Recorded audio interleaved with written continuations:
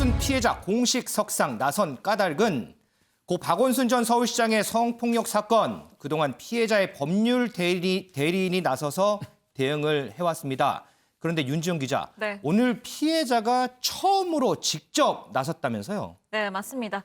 박원순 전 시장이 사망한 지 252일 만에 피해자가 직접 이 기자회견에 나선 겁니다. 다만 피해자 보호를 위해서 이 촬영이나 녹음은 불허했고요. 취재진의 휴대전화 카메라에도 포스트잇을 부착하는 등의 조치를 취했습니다. 네. 지금 보시면 지금이 촬영 가능한 순간이기 때문에 이 피해자 좌석은 비어있는 공석인 모습을 볼 수도 있는데요.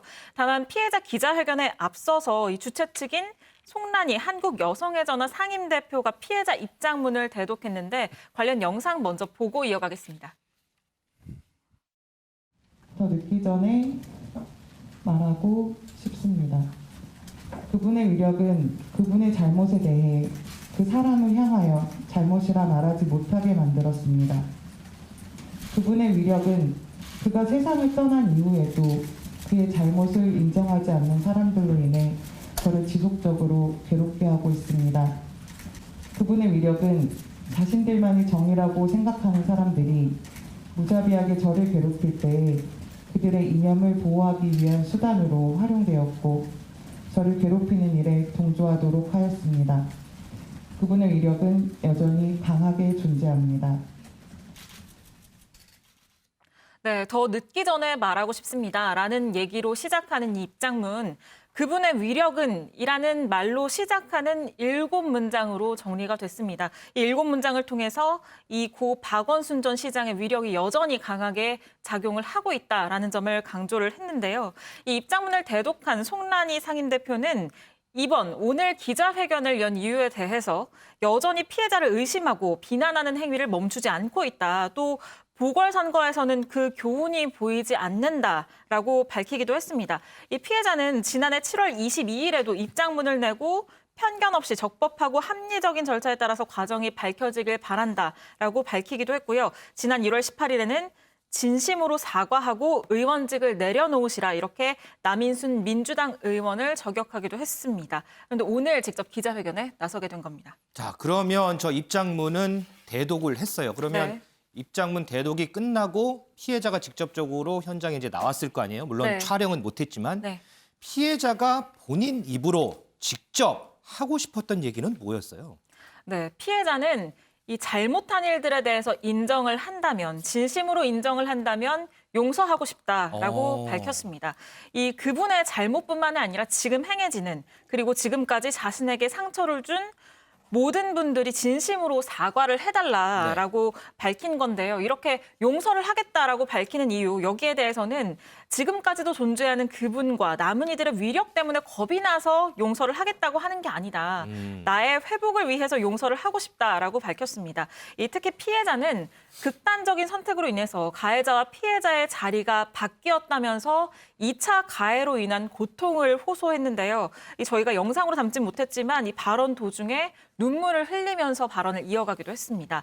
또 민주당 이낙연 전 대표와 박원순 후보의 사과에 대해서는 지금까지 사과는 진실성도 없고 현실성도 없는 사과라고 생각한다라고 밝혔는데요.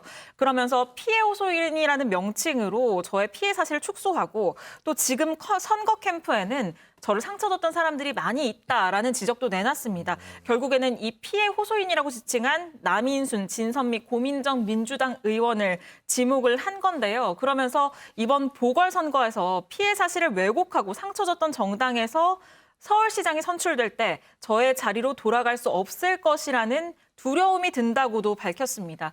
그런데 박영선 민주당 후보도 오늘 기자회견을 열었거든요. 네. 여기에서 기자들이 관련 질의를 했는데 박 후보는 오늘 회견하시는 걸 잘 보고 답변하는 게 맞을 것 같다라면서 참 죄송한 일이기 때문에 제가 그만큼 더 잘해야 한다고 생각한다라고 밝혔습니다.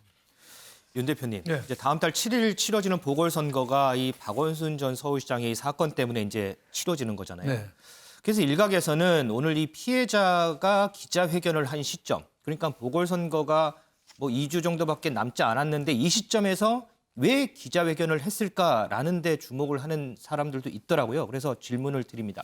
왜 이 시점에 나서서 기자회견을 하게 된 걸까요? 뭐 정치적인 측면으로 보면은 보궐선거, 서울시장 선거가 한 20여일 앞두고 지금 그 기자회견을 해서 박원순 시장의 그 사망 이후에 자기가 고통받았던 거, 2차 가해라든지 여러 가지 오히려 피해자가 가해자로 바뀌어가지고 자신이 고통을 받고 제대로 직장 생활도 못하고 두문불출할 정도로 힘들었거든요. 네. 또 피해자라고도 안 하고 피해 호소인이라고도 하고. 그랬죠. 근데 그래서 이제 지금 기자회견을 해서 선거에 영향을 주는 거 아니냐 뭐 이런 좀 시각도 있는데 그건 뭐 지극히 저는 정치적인 그건 판단이라고 봐요. 이분은 여성의 인권이 침해받은 거예요. 자기 인권이 이렇게 오히려 그 가해자가 극단적인 선택으로 함으로 인해서 자기가 오히려 가해자가 된 이 현실 그리고 또 그 지금 보궐선거 캠프에